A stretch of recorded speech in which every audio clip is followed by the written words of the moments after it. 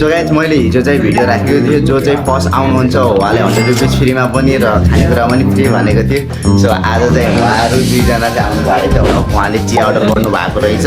First of all त उहाँलाई congratulation चाहिँ उहाँले चाहिँ मबाट 100 रुपिस पनि पाउनु भएको छ। अनि तपाईँले यहाँको चियाहरू कस्तो लाग्छ?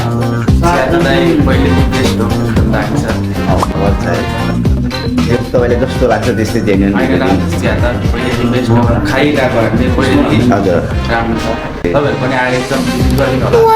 पैसालाई 100 छ नि 200 बनाइदिन्छु तर त एउटा हुन्छ हुन्छ क्या।